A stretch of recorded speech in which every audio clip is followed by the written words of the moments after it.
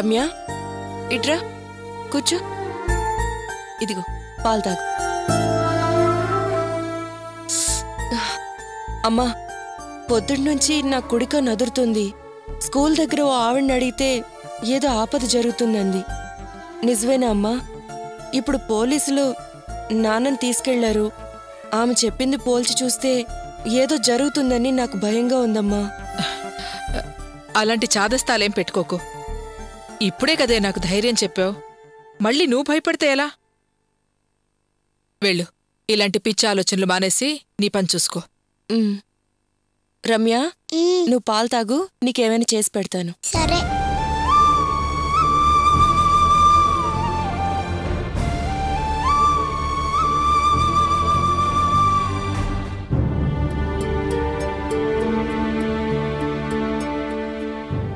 తీసుకోండి బావగారు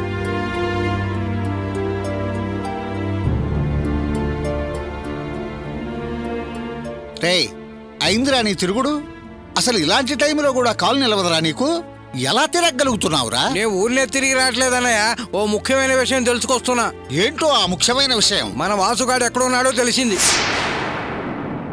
తెలిసిందా ఎక్కడున్నారా అరకులో వాడి ఫ్రెండ్ ఇంట్లో ఉన్నట్ట అరకులోనా రేయ్ నువ్వు చెప్పేది నిజమేనా ఈ విషయం నీకెలా తెలిసిందిరా వాడి ఫ్రెండ్ ద్వారా తెలిసింది వాడి ఫ్రెండ్ ఒకడు అరకులో ఉన్నాడు మన ద్వితీయపుత్రుడు ఆ అమ్మాయిని చూసుకుని ఆ ఊరెళ్ళి వాడి ఇంటికి వెళ్ళాట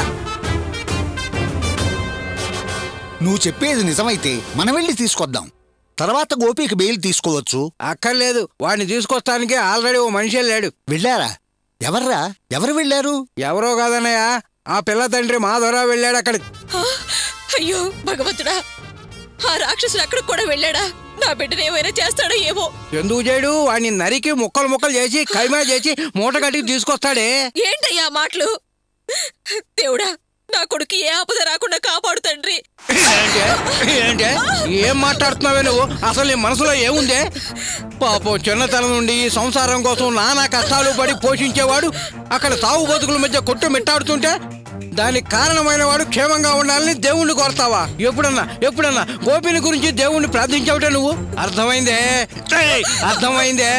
ఎంత అతుకు పెట్టినా అతుకైనని అసలు కాదని నిరూపించావే ఎప్పటికైనా నువ్వు పిల్లివే కన్న తల్లివి కాలేవే పెద్దలు ఊరినే అనలేదే సవత కొడుకుని ఎంత సంకలెత్తుకున్నా సద్దన్నం మొత్తం సొంత కొడుకునేనని ఊరినే అనలేదే నీకేమన్నా పిచ్చా లేకపోతే ఏంటనయ్యా చూస్తున్నావు కదా నీ ముందే దాని కడుపును పుట్టిన ఆ రాక్షసుడు వాసుగాడు గురించి దేవుణ్ణి ప్రార్థించిందే గాని గోపి గురించి కనీసం ఎంతైనా బాధ ఉందా దాని మనసులో అసలు వదిలేరా కన్న ప్రేమ అలాగే ఉంటుందిరా పాపం అన్నయ్య గోపి నా కన్న కొడుకు వాడికి నేనేమీ చేయలేదు కానీ వాడు దీని కన్న కొడుకు కోసం ఎన్నో కష్టాలు పడ్డాడు ఎంతో శ్రమ చేశాడు అన్నయ్య కానీ వాడికి ఆ దేవుడు ఇలాంటి శిక్ష వేయడం న్యాయమా వాడు నా కొడుకుగా పుట్టడమే వాడు చేసిన న్యాయమా అన్నయ్య ఆయన గోపి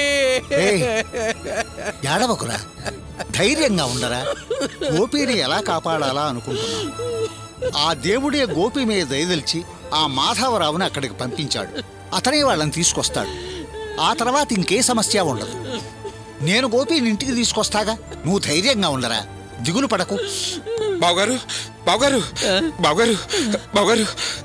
ఏంటి బావగారు మిమ్మల్ని వెతుక్కుంటూ మీ ఇంటికి వెళ్ళాను మీరు ఇక్కడున్నారో తెలిసి వచ్చాను పదండి మనం వెంటనే హాస్పిటల్కి వెళ్ళాలి హాస్పిటల్కా ఏం జరిగింది బావగారు ఎందుకు గోపి ప్రాణాలకే ప్రమాదం బావగారు అందుకే పరిగెత్తుకుంటూ వచ్చాను గోపికా అవునండి పోలీస్ కానిస్టేబుల్ కనకయ్య ఉన్నాడు చూశారు అతను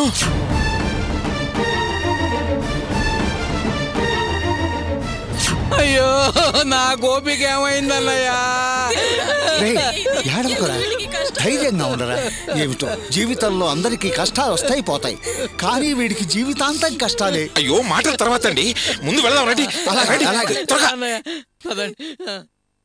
ఏంటి వాడిని ఎలా చితకబాదావు అంతలా కొట్టాలా ఏ ఇబ్బంది లేదు కదా కాపాడొచ్చు కదా కొట్టింది నువ్వు నన్ను అడుగుతావేంటి ఎందుకలా కొట్టావు ఏం చేయను ఓ అమ్మాయి విషయం ఆమె ఫాదర్ డబ్బు పలుకుబడున్న పెద్ద మనిషి నువ్వేం చేస్తావో నాకు తెలీదు నా కూతుర్ని కనిపెట్టి తీరాలి అన్నాడు అందుకే కొట్టాల్సి వచ్చింది ఎలాగోలా అతన్ని కాపాడు. అవును, జనరల్గా ఫినిష్ చేసి లాకప్ డెత్ అని ఫైల్ క్లోజ్ చేస్తావు, వీడినెందుకు ఇలా డీల్ చేశావు? అదో పెద్ద కథ.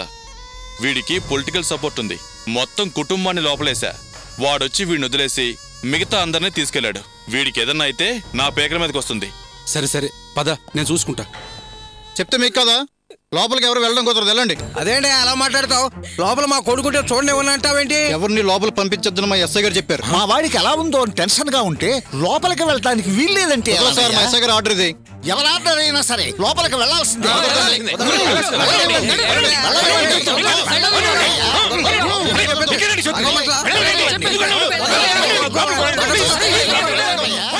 చూసావా, వారు మొదలైంది. ఏంటే గొడవ? మేమేం గొడవ చేయటం లేదండి. మా అబ్బాయిని చూడాలి, లోపలికి పంపించమని చెప్పండి. చూడడం కుదరదు, వెళ్ళండి. నువ్వేం పెద్ద మనిషివయ్యా? నా కళ్ళ ముందే నా కన్న కొడుకుని చితకబాదావు, ఇంకా ఏం చేయాలనుకుంటున్నావయ్యా? మర్యాదగా మాట్లాడు. ఏంటయ్యా నీకు ఇచ్చా మర్యాద? నా కొడుకుని కొట్టి హాస్పిటల్లో పడేసిన విషయం కూడా మాకు చెప్పలేదు. మా ఉయ్యంగుడు వచ్చి చెప్పేదాకా మాకు తెలీదు. అసలు వాడు ప్రాణాలతో ఉన్నాడా లేదా అదేనా చెప్పవయ్యా? ఇంతకీ మమ్మల్ని లోపలికి పంపిస్తారా లేదా? ఇదిగో చూడండి, కొంచెం సైలెన్స్ మెయింటైన్ చేయండి. మీ అబ్బాయి ప్రాణాలతోనే ఉన్నాడు, అతనికి ట్రీట్మెంట్ చేస్తున్నాం. లేదు డాక్టర్ గారు, మేము మా అబ్బాయిని ఒక్కసారి చూస్తే గాని మనసు ప్రశాంతంగా ఉండదు. దయచేసి లోపలికి వెళ్ళనివ్వండి. సార్, నేను ట్రీట్మెంట్ చేస్తున్నానని చెప్పాను కదా, ఇప్పుడు చూడటం కుదరదు. కొంచెం ఓపిక పడతారా? ఆగమని చెప్తున్నాను కదా. ఎందుకండి మమ్మల్ని లోపల పనియట్లేదు? దీన్ని బట్టి చూస్తుంటే లోపల మహల్లుడికి ఏదో జరిగే ఉంటుందనిపిస్తుంది. మీరేదో దాస్తున్నట్టున్నారు. లోపల అతన్ని కాపాడడానికి ట్రీట్మెంట్ జరుగుతుంది. కాస్త సైలెంట్ గా ఉంటే మంచిది. దీనికంతటికీ కారణం నువ్వే. మా వాడికి ఏదైనా జరిగిందో కమిషనర్ కంప్లైంట్ చేసి అంతు తేలుస్తా. ఏంటయ్యా బెదిరిస్తున్నావా? నా షర్ట్ పట్టుకున్నాడు, అందుకే కొట్టాల్సి వచ్చింది. అన్నం మానేసి ఉపవాసానికి దిగాడు, జ్వరం ఎక్కువైంది. నన్నేం చేయమంటావు? అవును, మేము నమ్ము. మా బిడ్డను చూసేంత వరకు మీరేం చెప్పరా మేము నమ్ము. అవునండి, మా అన్నయ్య చూడకుండా మేము ఉండలేం. ఒక్కసారి చూడనివ్వండి, లేకపోతే మేము ధర్నా చేయాల్సి వస్తుంది. ఎందుకు అలా అరుస్తున్నారు? మీ అరుపులు కేకలు మిగతా పేషెంట్స్కి డిస్టర్బెన్స్ అవుతుంది. ఆ విషయం మాకు అనవసరం అండి. మా అబ్బాయిని మేము కళ్ళారా చూడాలి. ముందు మమ్మల్ని లోపలికి వెళ్ళనివ్వండి. మా గోపియే మా కుటుంబానికి ఊపిరి సార్. వాడిని మా కళ్ళారా చూడకుండా మేము ఇక్కడి నుంచి కదలలేం. దయచేసి ఒక్కసారి చూడటానికి పర్మిషన్ ఇవ్వండి డాక్టర్ గారు. ఇదిగో చూడండి, లోపల ట్రీట్మెంట్ జరుగుతుంది. మిమ్మల్ని లోపల పంపిస్తాను, కానీ లోపల దాకా వెళ్ళి చూడటానికి కుదరదు. కావాలంటే దూరం నుంచి చూడండి. అలాగే అలాగే. రానే.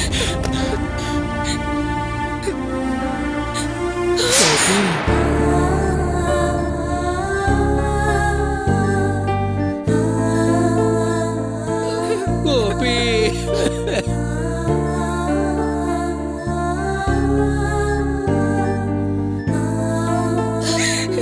చూడవయ్యా, మన గోపిని చూడవయ్యా.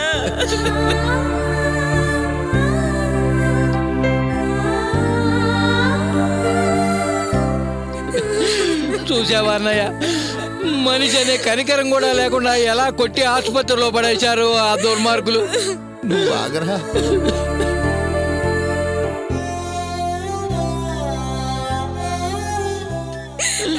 గోపి, ఇదిగో అందరూ చూసారు కదా, ఏడవకండి. వెళ్ళండమ్మా, వెళ్ళండి, వెళ్ళండమ్మా.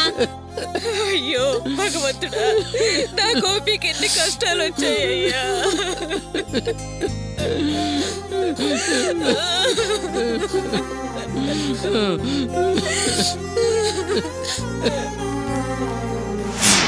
చూశారు కదా, ఇక సైలెంట్ గా వెళ్ళండి. వెళ్ళం. మా అబ్బాయి కళ్ళు తెరిచి చూసి మాతో మాట్లాడేదాకా వెళ్ళమంటే వెళ్ళాం. ఇక్కడి నుంచి అంగుళం కూడా కదాం.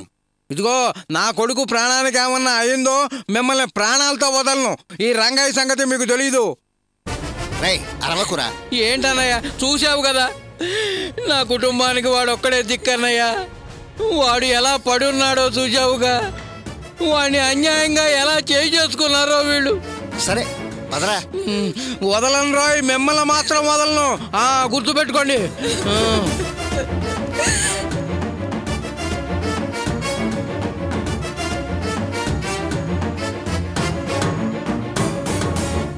వీళ్ళు వదిలేలా లేరు, ఏదో ఒకటి చెయ్యాలి.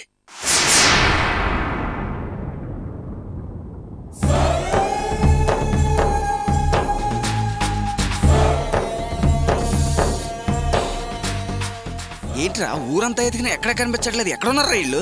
నాకు అర్థం కావట్లేదురా. రేయ్ మంచి ఐడియారా. ఏట్రా అదేట్రా ఫోటో చింపేశావు?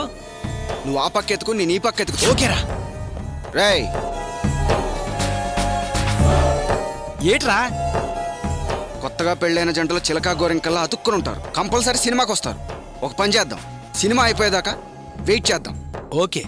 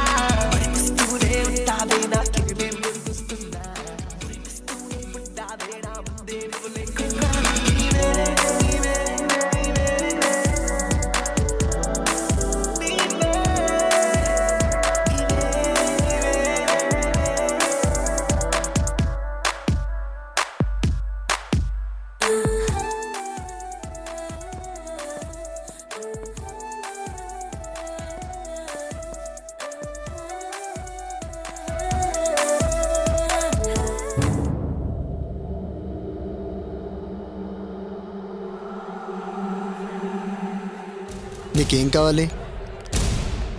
నాకు కూల్ డ్రింక్, పాప్కార్న్. సరే, ఇప్పుడే వెళ్ళి తీసుకొస్తాను.